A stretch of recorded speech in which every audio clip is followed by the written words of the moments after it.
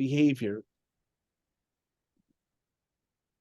He received his PhD in public health, his MPH and his MSW from Washington University in St. Louis, and his bachelor's degree in science in neurobiology and behavior from Cornell University.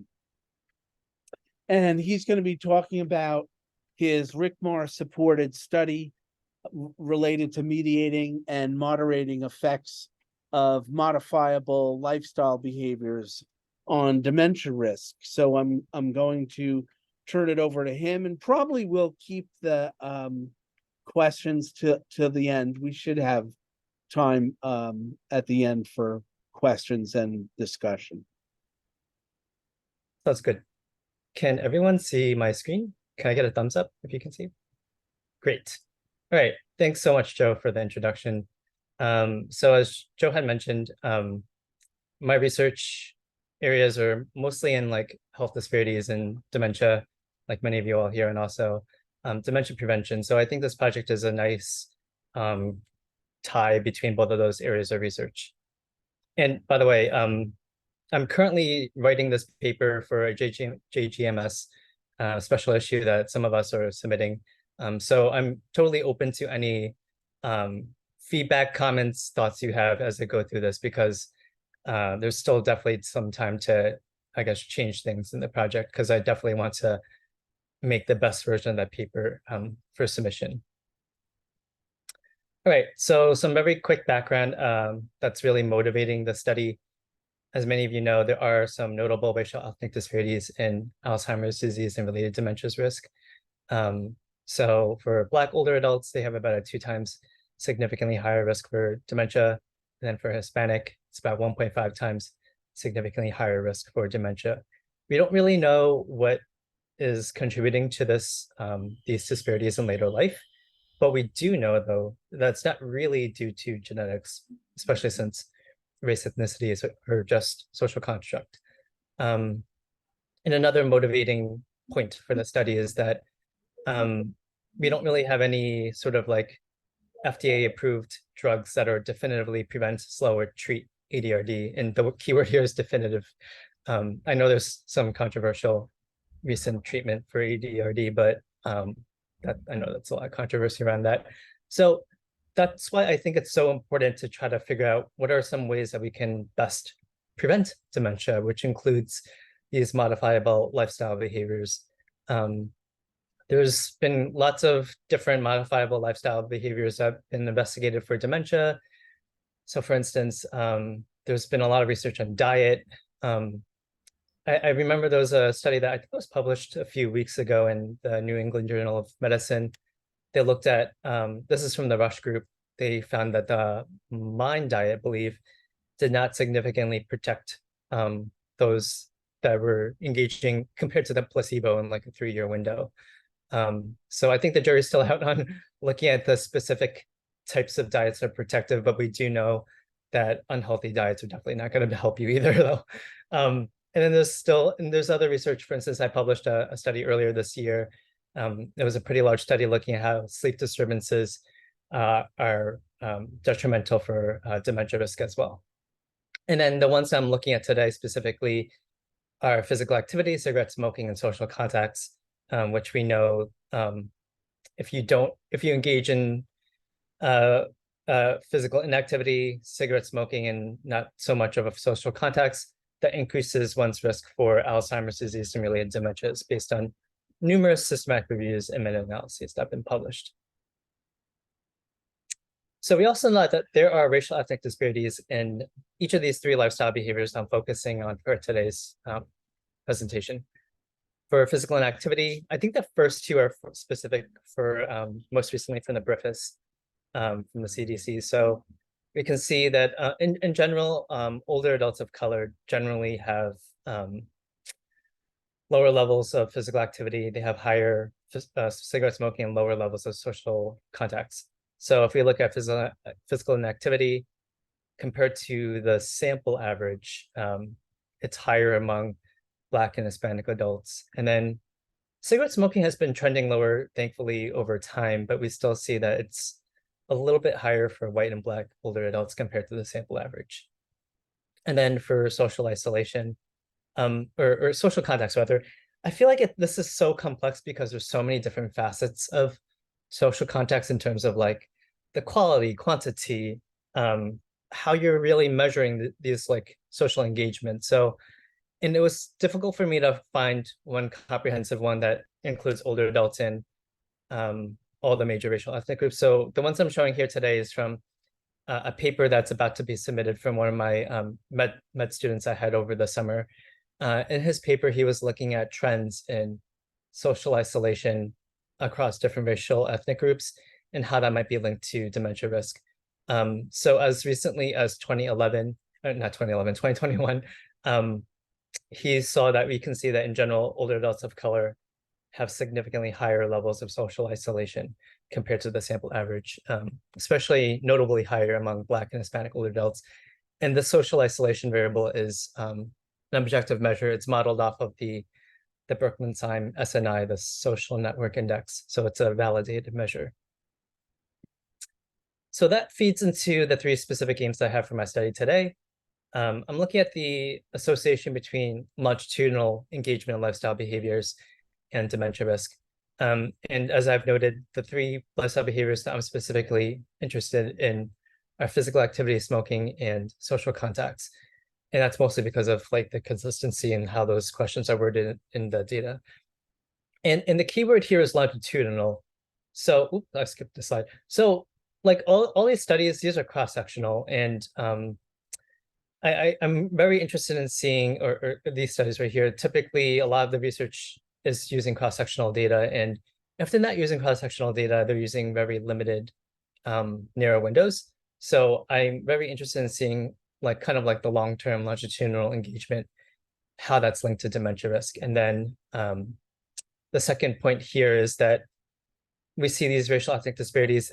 Again, these are all cross-sectional, but I want to see longitudinally how these lifestyle behavior engagement differ by racial ethnic group. And then the third one right here. So we know that, you know, physical activity, cigarette smoking, and social contacts, there's been some evidence that it's associated with dementia risk, but I'm wondering, is that association true for all racial ethnic groups? So I am looking at the moderating role of race ethnicity. So that's really my third research question right here. All right, for my data, I took my data from the National Health and Aging Trend Study, which I'll abbreviate to as the NHATS. It's a longitudinal panel study. They've been interviewing the same group of people in person since 2011. I believe in 2020 was actually by the phone because of COVID pandemic. It was replenished twice in 2015 and 2022 data, which was just released last week. I did not include those replenished samples just because I want to make sure that it's the same cohort of people, and I want to try to reduce like kind of like the cohort effects as well. It's a nationally representative sample of Medicare beneficiaries, so that means they're all 65 years and older. And I used all the data that's publicly available from 2011 through 2021. It didn't include 2022 because it's still a beta version, so I don't want to use that just yet. So that's 11 years of data that I am analyzing for this study today. And this is how I had picked my sample. I started with a 2011 original baseline sample, and then I removed folks that had a prior dementia diagnosis already at 2011. Then I also removed people that said they were in residential care or nursing home. And then finally, I removed people that said that they were multiracial or they refused the race ethnicity question response. So that left me with around 6,100 people that were self-identified as white, Black, Hispanic, or Asian, who were community dwelling, and they did not have a prior dementia diagnosis at baseline in 2011. My dependent variable is time to dementia diagnosis. So that's based on the NHATS algorithm using three kind of groups of cognitive measures of self-reported Alzheimer's and dementia diagnosis by a health professional. Second here is using the 88 screening interview. And then the third is a series of cognitive tests. So for those of you that are familiar with the NHATS algorithm, you can choose between like a narrow definition or a broad definition, and I picked the narrow definition. So people that did not have dementia diagnosis, it's really a no or a possible dementia diagnosis. They're in the no category. And then the yeses are only the probable dementia diagnoses.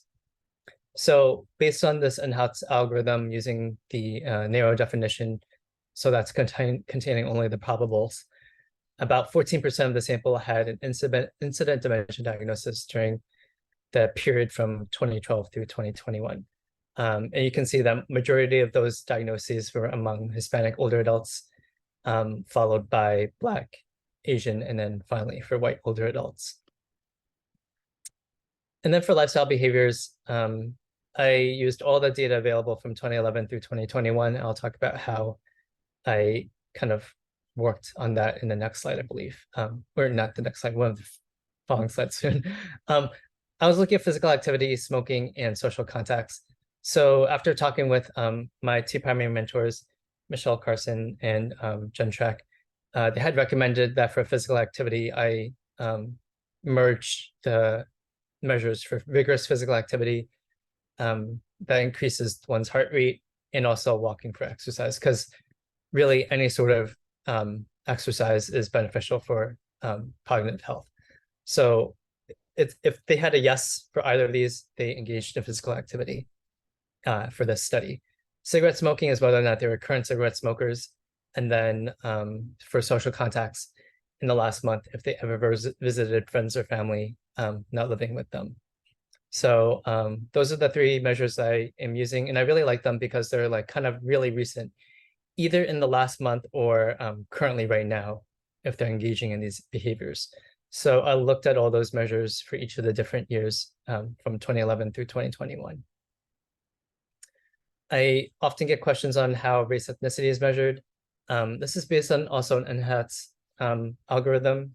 I use the NHATS derived variable for race ethnicity. It's based on these three questions. And then based on these three questions about race and Hispanic ethnicity, then it's broken down into these categories I can pick from. So when I say white, I'm really talking about non-Hispanic white. And when I talk about Black, I'm really talking about non-Hispanic Black. And then the non-Hispanic Asian, I subsetted them from the other category right here. So I fortunately did not write down the unweighted frequency in percent, but I do have the weighted frequency in percent right here. So we can see that majority of the sample in the results I'm presenting today, they are non-Hispanic white, followed by Black, Hispanic, and Asian. And this is similar to other national studies. I would say this is not truly representative of the US. It's overrepresentation of non-Hispanic white and underrepresented representation of the older adults of color. Right, so I had adjusted for a variety of socio-demographic and health covariates. I'm not really going to go through a lot of them right here, but you can see them. It's a good number of variety of socio-demographic and health covariates that have been linked to dementia risk. Missing data. Fortunately, missing data wasn't really too much of a problem, surprisingly, even though there was 11 years of data. I only lost about 300 people out of like the 6,100 through listwise deletion, which is only like 5% of the sample. That's not that much. But, you know, since multiple imputations is pretty easy to do, I just did 15 imputations using multiple imputation by change equation. And the results are the same for both listwise and for mice. So the results that I'll be showing today are using mice, just because it's, I guess, a more rigorous approach to addressing selection bias from missing data. Okay, so for my methods overall, I did a survival analysis.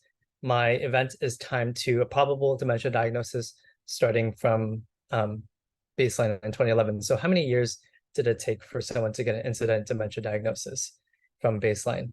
And then I censored folks that did not get dementia diagnosis. They had died during the study or they had dropped out.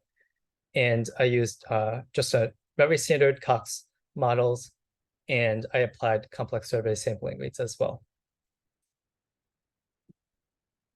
All right, so for my lifestyle behavior measures, I this is the approach that I'm talking about today, how I'm creating kind of like the longitudinal scores on lifestyle behavior measures.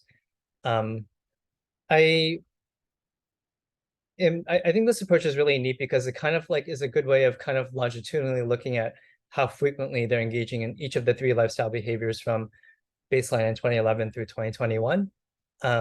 So let's just give this hypothetical NHATS person. We know that everyone entered the NHATS in 2011. And let's say in this hypothetical example, they had died in 2015, so they're censored. So hypothetically, this person, let's say that they, for the physical activity question, they said yes to either engaging in rigorous physical activity or walking for exercise only in 2011 and 2012, and then 2013, 2014, they said no. And then 2015, there's no data for this person because they were no longer alive. So for this person, they would get an individual physical activity score of 2 yeses out of the 4 times that they had responded to this question. So they get a score of 0.5. In other words, 50% of the time that they were alive in the study, they were engaging in a physically active lifestyle. So I duplicated this obviously for every person and for the cigarette smoking and also the social context variable as well. So I know there's a variety of different approaches on converting kind of like these time varying measures into something more, a little bit more time fixed. So I'm totally open to more ideas. I'm also very happy that I see Kyle Morad on here because Michelle and Jen Chak were mentioning that I should reach out to you at some point to talk about some more innovative approaches. But this is something that was taught to me when I was learning survival analysis, and this is something that it was easy for me to understand. So this is the approach that I stuck with. So with those longitudinal scores for physical activity, cigarette smoking, and social contacts, I used those scores for my first research question, looking at the association between longitudinal lifestyle behavior engagement and dementia risk. So pretty much I inserted those 3 longitudinal scores for physical activity, cigarette smoking, and social contacts into my Cox regression model, adjusting for sociodemographics and health. And then for my second research question, looking at these racial ethnic differences by longitudinal lifestyle behavior engagement, simply just an ANOVA I just ran. And then for my third research question, I was looking at the association. Okay, so we know that if I do looking at the main effects between physical activity, social contacts, and cigarette smoking, is that really true for all these different racial ethnic groups? So I just really just did an interaction between each of the different racial ethnic groups and the 3 longitudinal scores that I created for the lifestyle behaviors. These are my sample characteristics. I don't think there's anything too noteworthy to say other than average age was around 74 years. And the rest of the demographics are pretty consistent with typical sociodemographics of older adults and the health of older adults in the United States. So I don't think there's anything too much of a deviation from a typical average older adult in the US. Okay, so I think I'm actually going pretty quickly more than I thought. So I'm gonna probably go a little bit more slower now. So these are my results answering my first research question, looking at the relationship between longitudinal lifestyle behavior engagement and dementia risk. This is not directly related to my research, but I think it's still noteworthy to kind of look at the racial ethnic disparities in dementia risk. So after adjusting for sociodemographics and health, we still see an elevated risk for dementia among older adults of color. It's only statistically significant for Black and Hispanic. We can see a 44% significantly higher risk for Black older adults, and then 56% significantly higher risk for Hispanic older adults compared to the white older adults. It's elevated but not significant for Asian older adults. And I have a feeling that's really has to do with low statistical power because there weren't that many Asian older adults in the sample. So I wonder if I had a larger Asian sample, it might be significant because usually I have to drop Asian as one of the racial ethnic groups when I'm using NHATS data. Okay, so to answer my first research question, looking at the longitudinal association between the 3 lifestyle behaviors and dementia risk. So during the period from 2011 through 2021, remember those scores can go from like a 0 to 100%. So the more frequently, it was basically the main takeaway here is that the only significant association was for cigarette smoking and dementia risk. So the more frequently you're engaging in cigarette smoking from 2011 through 2021, you have a significantly higher risk for dementia. There wasn't anything too noteworthy, it looks like, for physical activity and social contacts, even though it's interesting here that the more social contacts you engage with, the lower dementia risk. That's aim number one, looking at the longitudinal association between the 3 lifestyle behaviors and dementia risk. Aim number 2, okay, so we see during the 11-year period from 2011 through 2021, I'm wondering if there was any racial ethnic differences in the engagement of these 3 lifestyle behaviors. So over here, I have the sample average, and then I have it broken down by race ethnicity. So you can see in general, the big takeaway is that in general, it seems like older adults of color generally have less engagement in kind of like the healthy lifestyle behaviors that are linked to dementia risk. And you can see it's significant differences when I ran the ANOVA. And if we're looking specifically at each of them for physical activity, it's much higher for Black and Hispanic older adults compared to the sample average. And then much higher cigarette smoking for Black older adults compared to the sample average. And then for social contacts, it's higher compared to the sample, or lower compared to the sample average for older adults of color too. So if you can recall from my early slides when I was talking about the background, all of these findings are pretty much consistent with what I was talking about in the background in terms of the disparities we see for physical activity, cigarette smoking, and social contacts. Okay, so we see that, like, I was looking at the main effects of the association between physical activity, cigarette smoking, and social contacts, how that's linked with dementia risk. But I'm wondering, for my third research question, is this true for each of the different racial ethnic groups? So I simply ran an interaction between each of these 3 lifestyle behaviors and the different racial ethnic groups. There was nothing statistically significant for physical activity and for cigarette smoking. There was something significant though for social contacts, which I have shown here on the slide. So basically, this is the survival curve here on the y-axis, number of years to dementia from like 2011 through 2021, and it's broken down by racial ethnic group. So for those of you that are not familiar with survival curves, the higher you are on the survival curve, the better, because that means like a slower progression to dementia, right?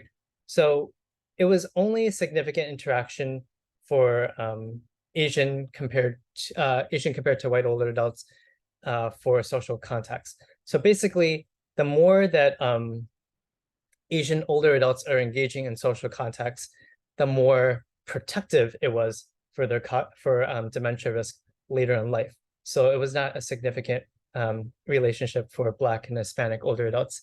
And I found this really interesting because, as I mentioned earlier, Asian had the smallest sample size. I think, like, again, I unfortunately did not write down the unweighted frequency, but I think unweighted, it's around like maybe like 200 Asian older adults. So that's really not that many if you think about when you run that with an interaction effect. So I'm really surprised to see that there was actually a significant finding right here. And I was also especially like, I was wondering, is this maybe consistent with other studies? So if you remember earlier in the presentation, I also talked about how I had a med student during the summer. He was looking at trends in social isolation over time, how that's linked to dementia risk. So he found the same thing in his paper too, that we're about to publish. And basically, it's kind of the opposite side of the coin. So it was just for Asian older adults. The more social isolation that they were encountering, that was increasing their risk for dementia. So compared to white older adults as the reference group. So it's just for Asian older adults. So so if you're looking at a more objective measure for social contacts, I'm still finding the same thing for this interaction effect. So that's quite interesting. Okay, so now my implications for for future research and practice and policy.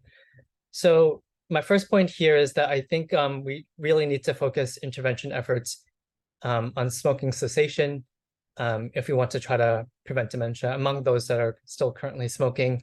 So yes, luckily smoking over time has been trending downwards, but I think we still need some really innovative strategies to try to minimize smoking engagement among older adults. So I had a student, for instance, who took my advanced biostats course.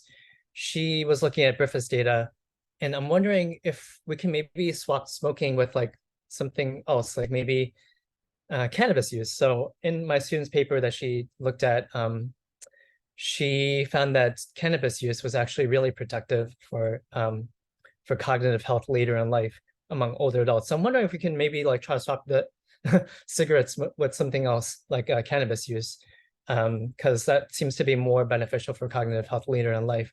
So if you're interested in that research, I'm presenting that in a few months at the APHA conference, if you're going to be there. So I don't want to put all of the burden on these older adults in trying to kind of combat smoking. So I think it's really important to kind of look beyond the individual person. So I think what I mean by that is, like, I think this theoretical framework by Maria Gleamore and Jen Manley is best demonstrates what I'm talking about. So I had the pleasure of meeting both Maria Gleamore and Jen Manley at a Dementia Epi conference a few months ago in a very long carpool ride. So in their theoretical framework, they talked about how some of the racial ethnic disparities in cognitive impairment later in life are partially attributed to these proximal social determinants of health, including health behaviors that I talked about today.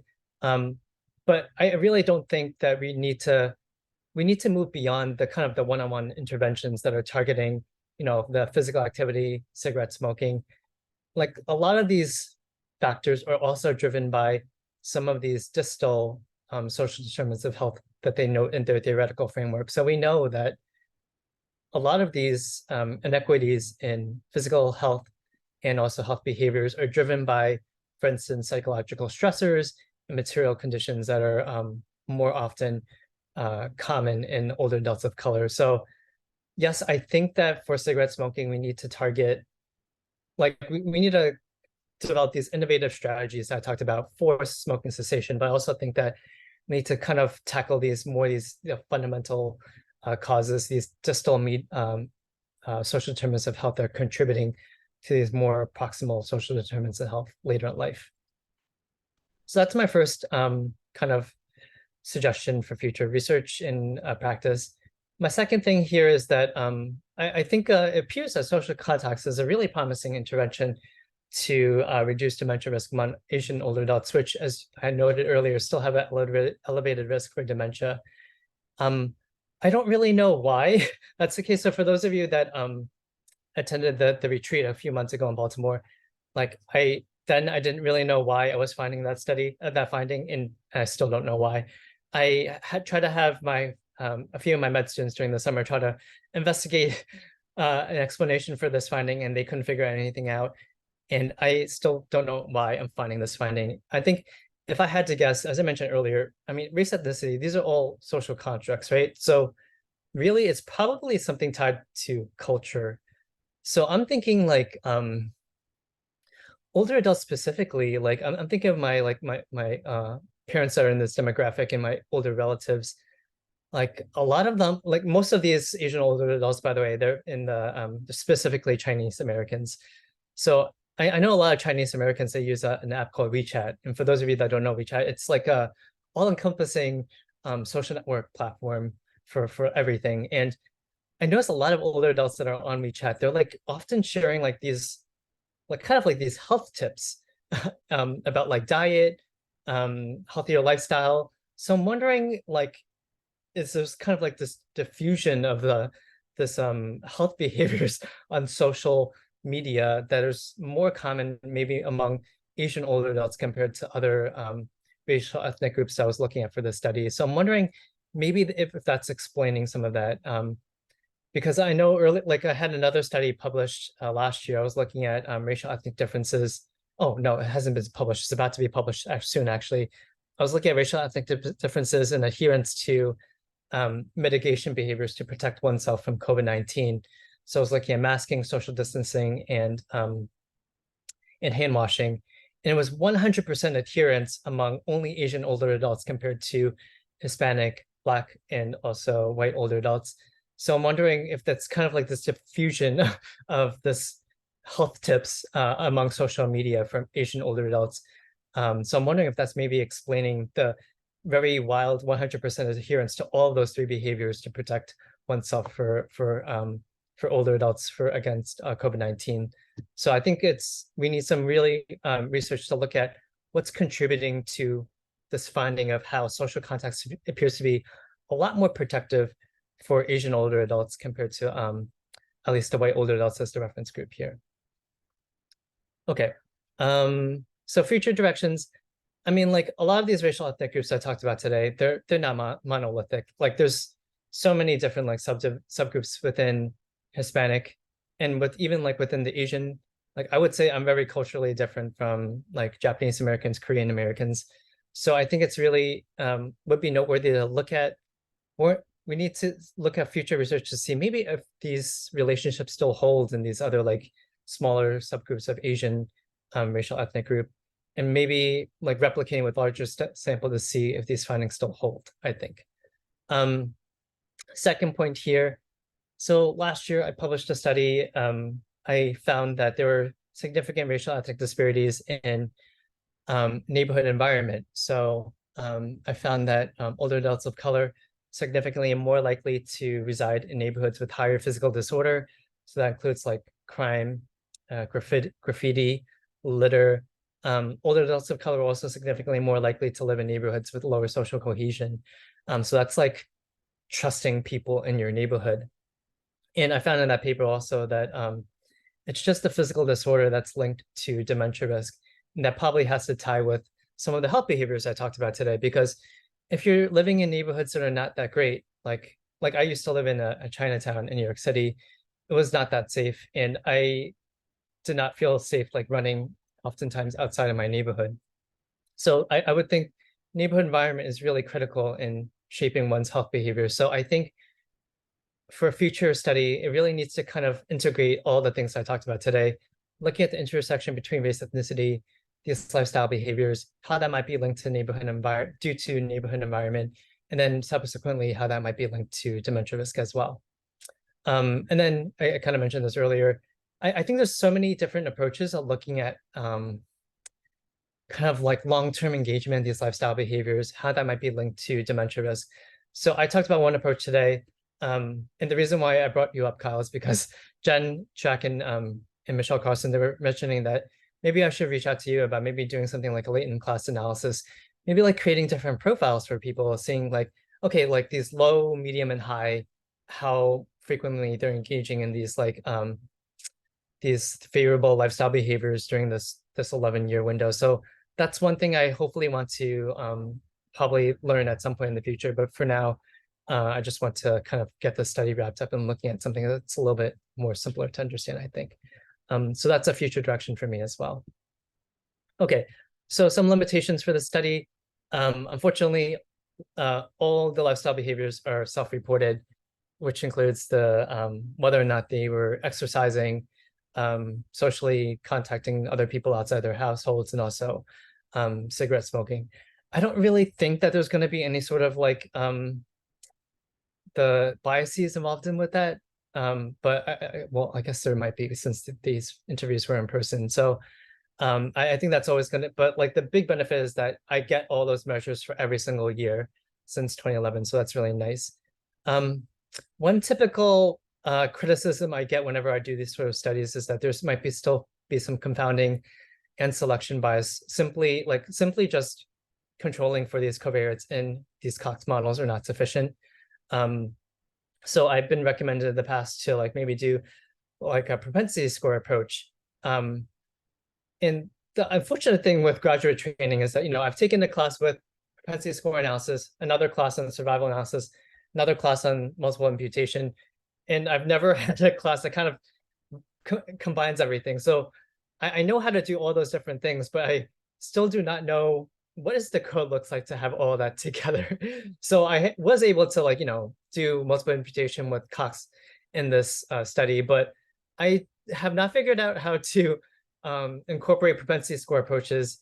Like, I know how to do that with the logistic regression, but I don't know how to do that combining that with survival analysis and multiple imputation. So that's still something I'm trying to figure out. And hopefully, if any of you have any sort of code, how, like, you've seen that, especially using Stata, I would totally really appreciate looking at that code, because I was trying to use ChatGPT, and the ChatGPT code that they gave me did not work. So I've been like stalking papers on, like, when I published in PLOS One, for instance, I know I was required to publish my code that I use. So I've been kind of stalking those papers and seeing maybe if there's a paper that incorporates propensity score analysis, Cox models, and also multiple imputations, seeing how they use their code, because that would really benefit me and try to figure out how I'm supposed to incorporate everything for the study. Because again, I think propensity score analysis is really easy. I just don't know how to combine that with multiple imputation and Cox models. The third limitation here is typical with Cox models. There's oftentimes a survival bias involved, especially if you have an 11-year window that I use from 2011 through 2021. I was recommended to, I think early on when I was working with the study, some folks had mentioned that maybe I should try to use a competing risk analysis. So in a dementia epi conference I mentioned 2 months ago I went to, the consensus actually was that competing risk model is no longer appropriate. So, which was really great for me to hear, because I didn't really want to run a competing risk analysis anyway.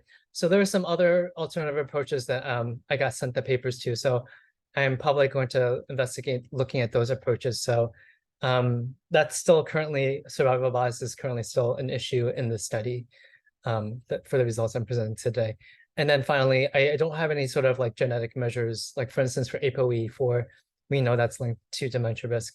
And I unfortunately did not control for that. But we also know from research that it's not really genetics that's contributing to these racial ethnic differences in dementia risk later in life. So I think I'm okay with that. Okay, so this is my last slide. I just want to thank everyone who have really kind of guided me and have learned from and I've worked with through this whole process. It's been really informative and kind of really shaping this project. So thank you for all the directors, current and former, for the JHAD-RCMAR, my mentors that have kind of guided me through this project as well. The community liaison and recruitment core, and also for Chanley for kind of giving me ideas for doing the analysis as well. So thank you so much to everyone that really helped me through this process. So I am now open to any sort of questions you might have. And again, I am currently working on the paper for submitting to JHAD-RCMAR. So any sort of suggestions, I totally welcome them as well, because it's definitely not too late to change anything in the study. So I really would like to kind of get any feedback on shaping the best paper possible for submission to JHAD-RCMAR. So thank you, everyone. This is Sherry Willis. Can you hear me? Yes. Yeah. Okay. Apologize for interrupting you. Okay, let's go back to social contact. And it was kind of interesting that 40% of Blacks suggested they had low social contact, but social contact was assessed by not living with the person. So it's somebody, you're defining social contact by people that live outside the home. And I think it would be interesting to understand how much they're able to talk to people in their home as well as outside their home. But what I'm particularly wanted to share was my observation. I think it's broader than just my observation, is that when people begin to have memory problems or early, possibly very, very early stages of some kind of cognitive impairment, when they're in a social contact situation, except a very, very close comfortable contact relationship, they get really quiet. They stop engaging in the conversation. And if you've known them earlier, you know that they were very talkative, and but you're seeing them get quieter and quieter when they're in a social contact situation. And it's interesting to question why. It could be they're having memory problems and they're really afraid they can't retrieve words in a conversation. It may be, given that you're dealing with older adults who were non-English speakers in their early life, that they have some hesitancy to speak up when they may not know the correct word or the best word. But I think it's going to be interesting if you want to increase social contact to kind of know, even when they're having social contact, are they, and by social contact, I mean they're with other people outside their home, that maybe they're being very, very quiet in those conversations. Yeah. So I think I kind of heard two different things. The first thing is kind of like, thank you, Sherry, for your question. So I think the first comment was about kind of like the measure of social contact. So indeed, this is like whether or not you visit people outside of your home with the family. And then your second question / comment is about kind of like the changes in social contact over time, and even in like interpersonal situations. So indeed, this is pretty, I guess, subjective. It's like kind of like self-reported whether or not you're kind of physically going outside of your home to like meet with and talk with people. And the finding I show here, it's still like, even when we're looking at a more objective measure, like I told you, I had during the summer, I had a med student, he looked at social isolation, and that more directly captures even like people living with you, because that incorporates kind of like the within and the outside kind of interaction. And even with the social isolation, the more objective measure, it was still the same thing, about how older adults of color was much, much higher social isolation among older adults of color. And then I think also that study kind of also answers your question about kind of like the changes in social context. So indeed, we're seeing that during the period, so he was actually using the NHADS data from 2011 through 2021, and it does indeed, we found when we were looking at the trends, it does increase over time, which might have to be, we talked about in that paper, that's probably due to a lot of these health conditions that are becoming a lot more frequent as we all age. So yeah, great questions. And I think that's something I kind of have to discuss in this paper as well. So thank you, Sherry, for that feedback. I saw one question in the chat, and then I'll go to Gail and George. I'm wondering what variables were imputed. So great question that I did not really talk about. I pretty much imputed everything other than the outcome variable of dementia diagnosis. Like I know, like I think for many people I've talked to about imputation, they have recommended that I impute the outcome variable of dementia diagnosis, and I'm not really personally comfortable with that because this is such an important variable that I'm trying to look at in this study. So other than dementia diagnosis, I imputed everything for the study. So hopefully that answers your question. And again, it really wasn't that much. I only lost about 5% of the sample if I did listwise deletion. So the results were the same anyway. So yeah, thanks. I guess my question was like, so did you impute the exposure? Like, did you impute race? I did not impute race either. Because if you remember from my sample selection, I pretty much dropped them if they did not self-identify as one of these racial groups. Okay, no, I agree. I think that's a good idea. Yeah, thanks. Then I also had another question, if you don't mind. So I was wondering, like, how did you handle like whether like some of these behaviors it seems like could be occurring at the same time? So like or physical activity and dementia diagnosis. Like if someone was physically active and diagnosed or not, sorry, I shouldn't say diagnosed, but classified with incident dementia in the same year, how did you treat that person? Because Yeah, at that point, you they're can't, actually it's almost like a cross-sectional design. so they're actually censored. So dropout, death, dementia diagnosis. That's a valid point. That's the reason why, to promote consistency across all the people.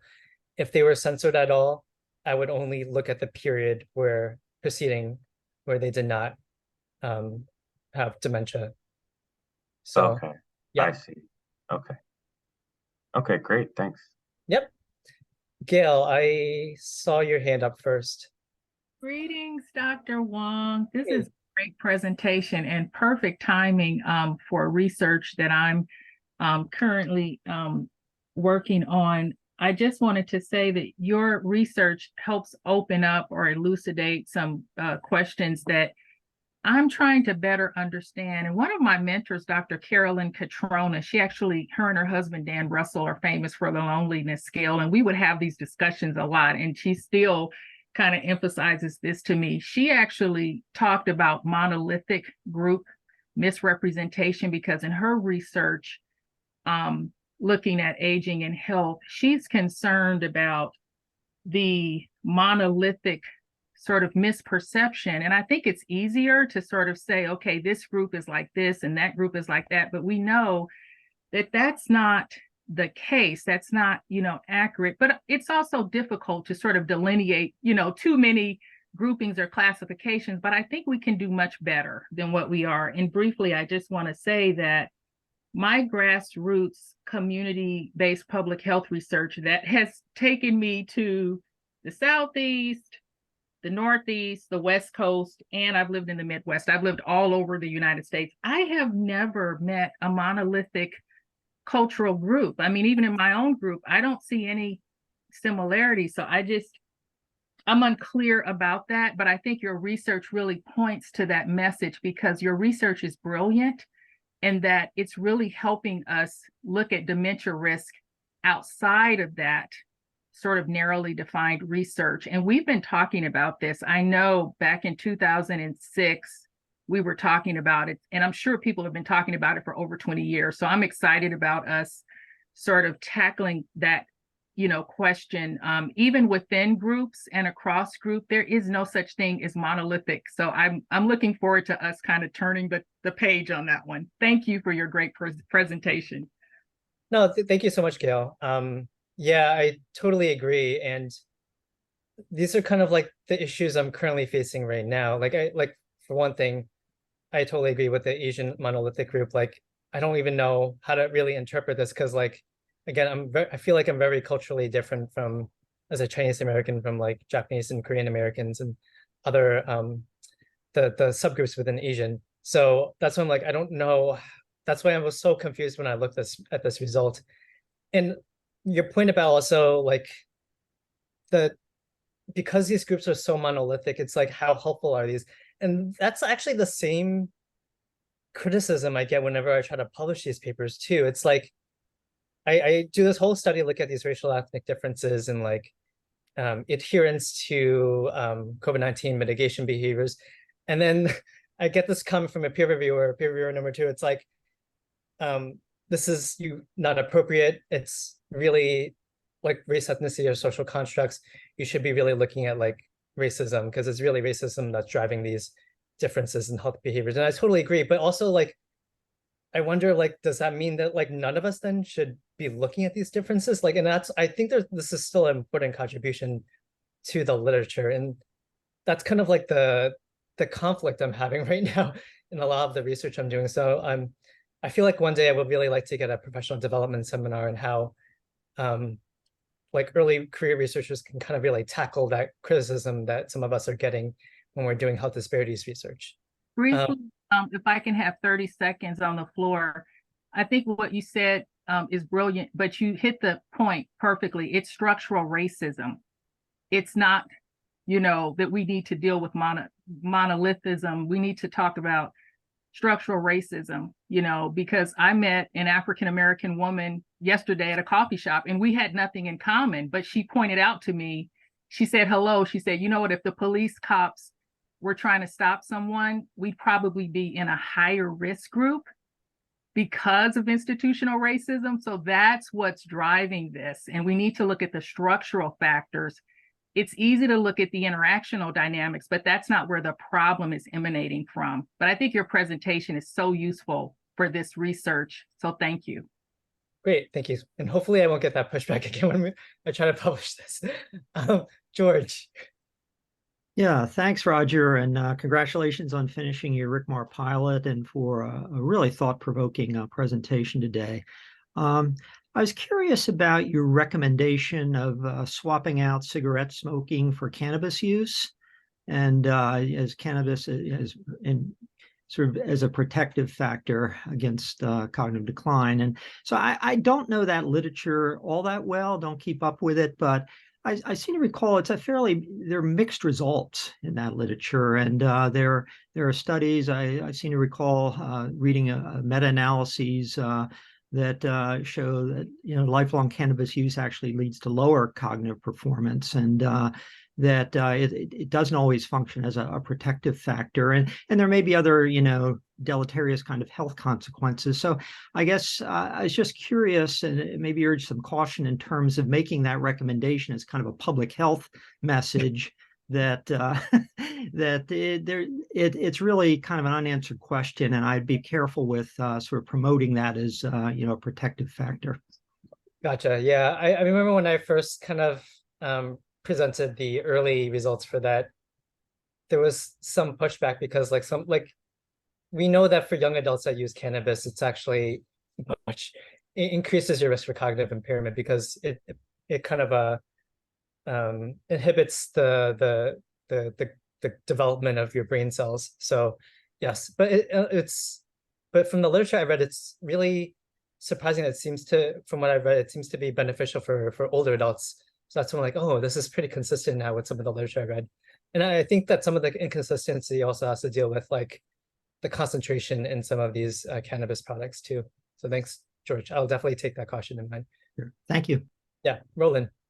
Yeah, so I want to echo George's comment about you completing your RCMAR pilot. I wanted to address a couple things in 2 minutes. One, Roger, you're going through what many scholars go through when you're writing about race and these social constructs.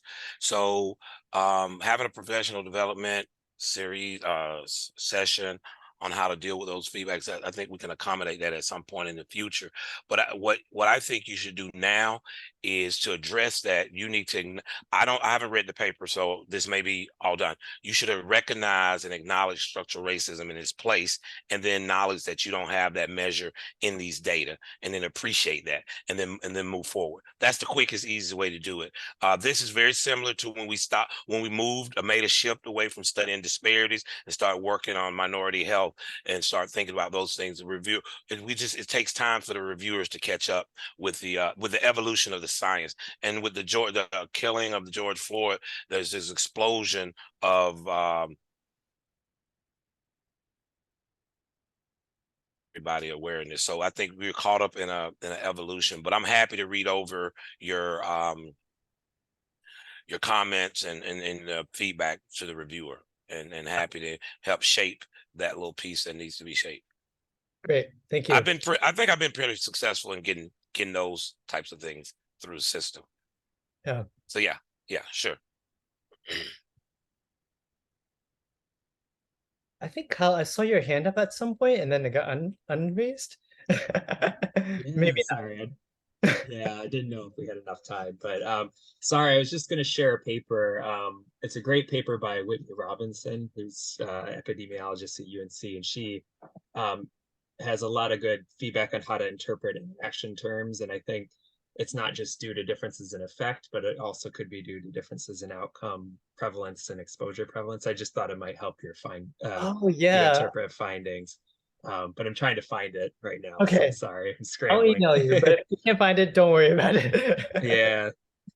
Oh, yeah, Yeah, can great you work. send it? Maybe it's something we can circulate. So, I'd right. be interested in seeing that. If you can't find it, let me know. I can text her and have her send it.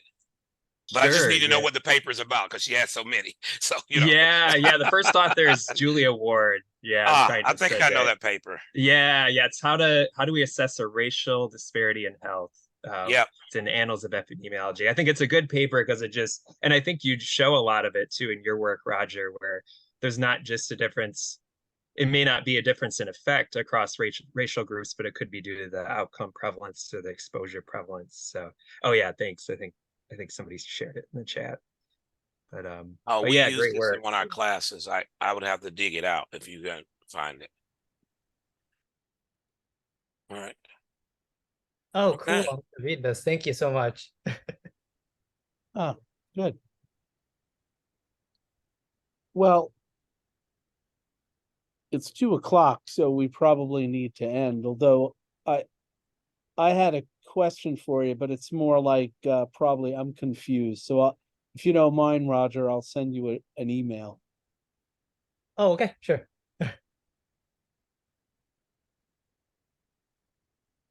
Well, that was good. Yeah. So Joe, right before we close out, I'd like to make an announcement to everyone. Another Yeah, announcement. sure. We're very excited that we're having our Dr. Jose Luxinger is going to be our visiting Oh, yeah. scholar, and is Veronica on? Is it the 19th and the 20th or the 18th and 19th It's the 19th and the 20th. of October? He'll be coming to campus, but we'll also have the capability of doing hybrid, so we can so the scientists and everyone else who's not on campus can participate as well. So we look forward to that, and you'll start seeing some information about if people want to meet with him as well in the upcoming weeks. George, you got anything? No, just to add, Roland, that I think his presentation is scheduled for that Friday, the 20th at 1 o'clock, the same time slot as these. Is that right, Veronica? Yes. I don't think we have a title for his talk yet, but you'll be sending that out. I sent it yesterday, actually. And Oh, okay. calendar appointments, it's gone out. Okay. Yeah. Great. Thank you. Thanks again, Roger. Great talk. Yeah, thanks so much. Yeah, Thank you good. everyone for coming to my presentation. It means a lot to me. Thank you. All right, everybody. Have a good weekend. Stay cool.